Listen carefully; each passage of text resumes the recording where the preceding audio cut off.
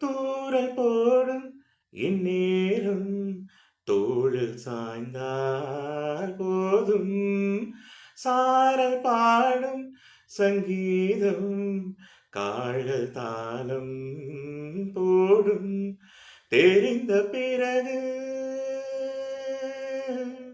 திரைகள் எதற்கு நனைந்த பிறகு நானும் எதற்கு மாடு சாயும் போது தென்றல் வந்து என்னை தொடும்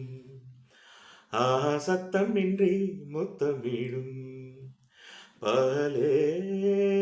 போய்விடு இரவே பாய்கொடு